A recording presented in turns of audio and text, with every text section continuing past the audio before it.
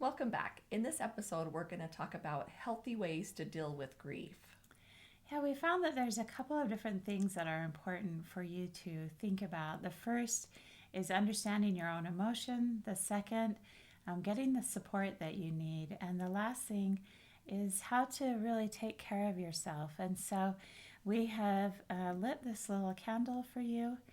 Um, and we'll talk about that later in our episode, but we're excited to support you as you work through your grief in a healthy way.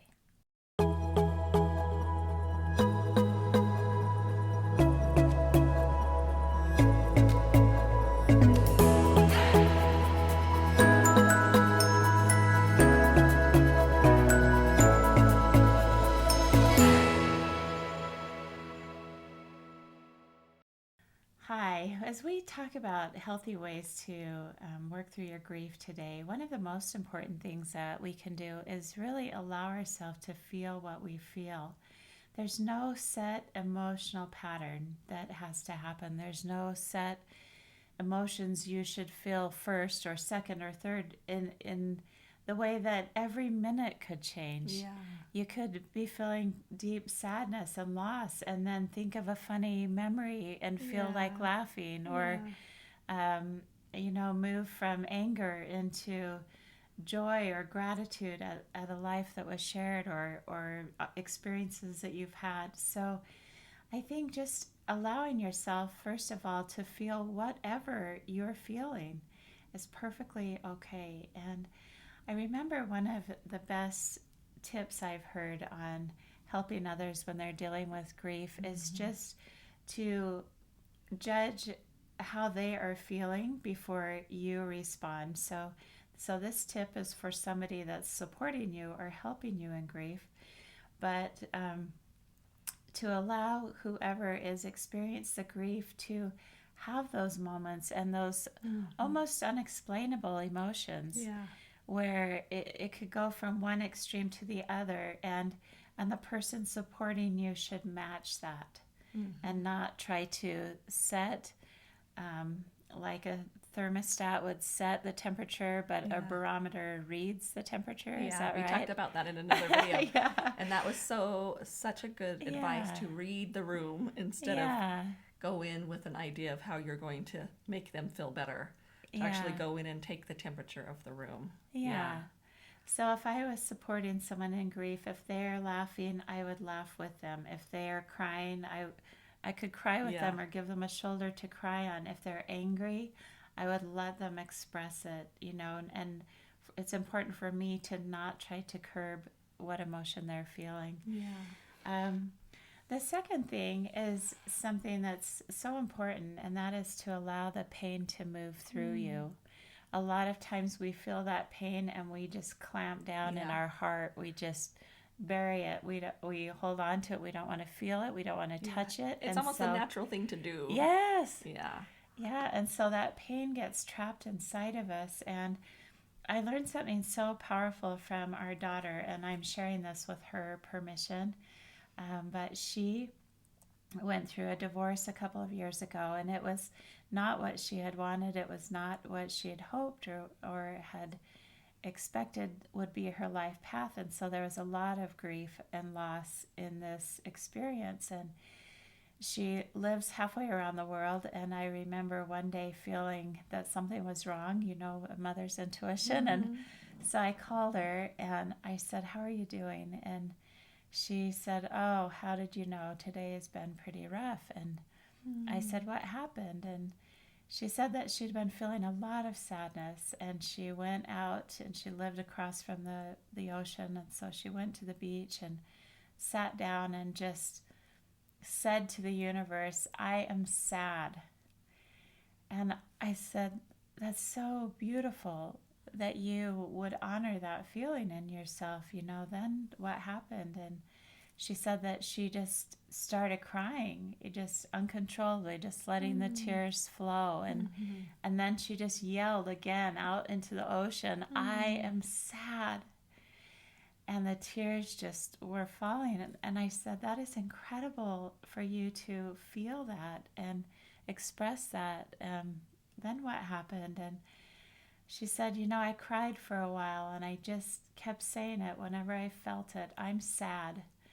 And I said, well, how did it end? And she said, oh, after about 20 minutes, I was tired of being sad. And so I got up and I took a walk along the beach, and I just tried to gather my strength and my feelings back. And that was such a powerful example to just let that sadness flow through her and not resist and not hold on to it, but just feel it, acknowledge that you're feeling it, honor that you're feeling it, and then let it go. I think one thing that she did too was she didn't go into questioning. Right. She didn't try to make a reason for why she shouldn't or why she should. Right. She just felt the emotion. Yeah. And that's a different feeling. A lot of times we go into, well, have we come up with a story or reason, or go through those in our minds of why we feel this way, or what this person did, or what we didn't do. And it's important to just feel it. Just feel the grief.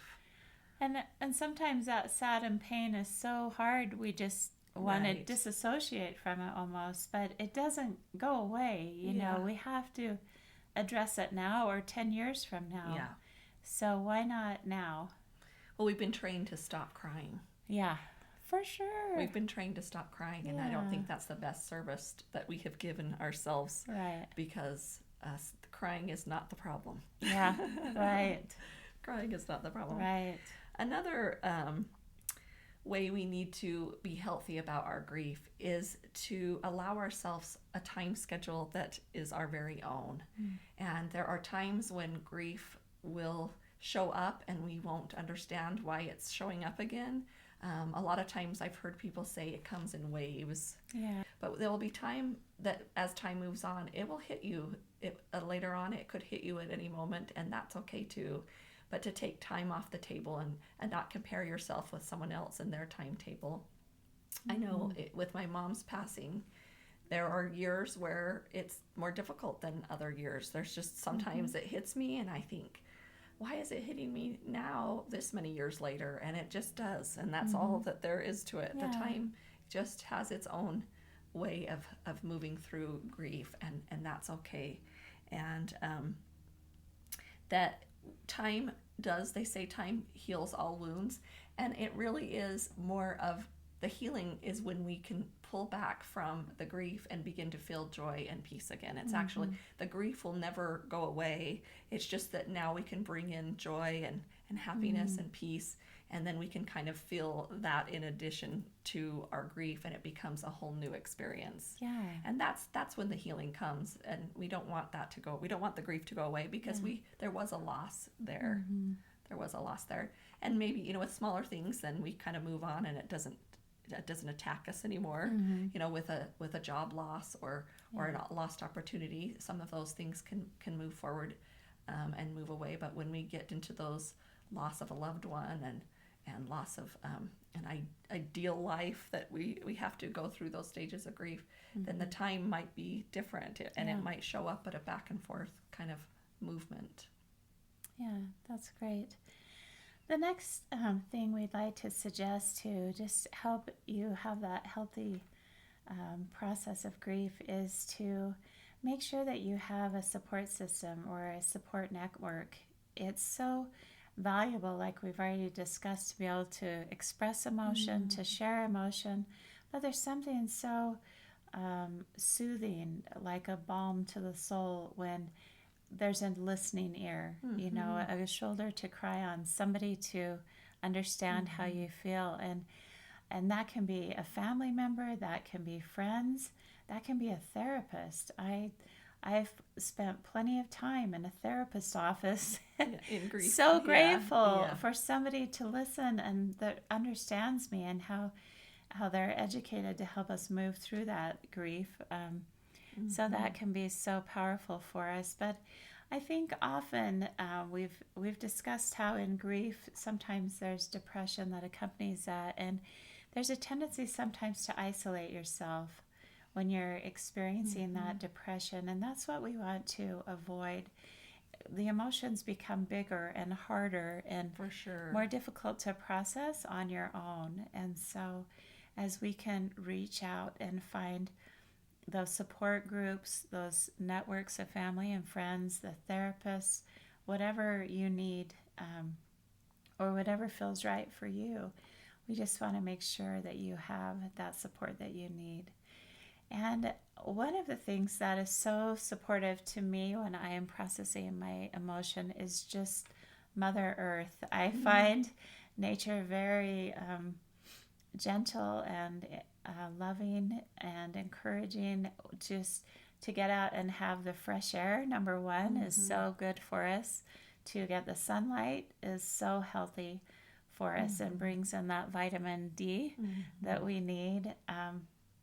But also even trees, the aroma of pine or different trees are so grounding for us. And so nature can really be a safe place for you to process and work through your emotions and be supported at the same time. I remember there was a time period when I was going through some grief, and I would stand in the sun and I could imagine the wounds of my grief even in my body.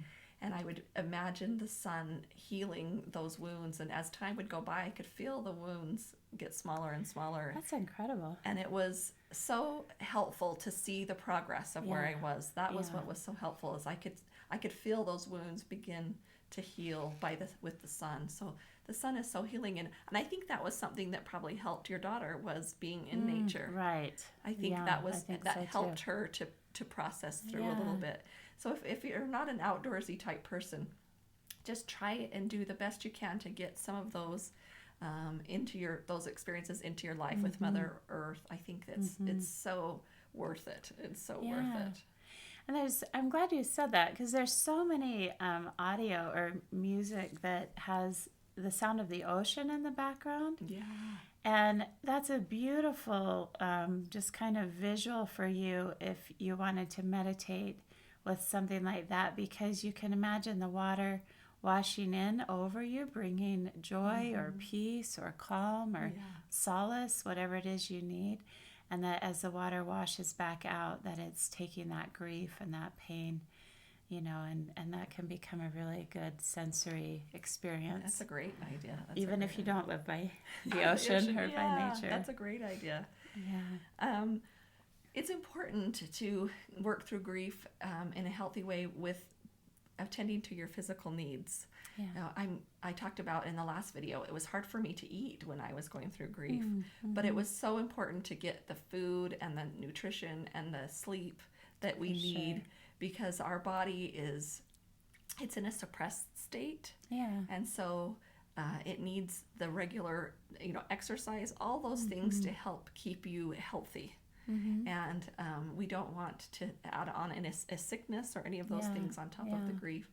But using those kind of key things, nutrition and sleep and exercise, the best that you can do, that's important to work through grief healthily. Yeah. Well, we hope this video has helped you learn some healthy ways to deal with your grief. And we thought of lighting this candle for you because it's important even to just acknowledge yourself and acknowledge what you're going through. And you could light a candle every morning and let it burn to say, this is honoring me and the pain and the struggle I'm going through right now. And sometimes people have a really hard time connecting to their emotion, and I understand that. It's not a comfortable place for some people, but you could even light one of these little tea lights once a day and say, well, this candle is burning. I'm going to allow myself to feel. And I'm not going to push anything down or fight or resist. I'm just going to let myself feel whatever shows up for the next hour or however long it burns. And so just know that we love you and that we are concerned about you and that we are here to support you. Please subscribe to our channel if this has helped you. We have videos like this coming out all of the time, and so many resources on our website, thewholenessnetwork.com, that are meant to support you in your emotions and the challenges that you're experiencing in your life that are making you feel less than whole. wholeness is important to us, and we hope that you can work through your grief in a healthy way and find yourself in a place where you are living life whole.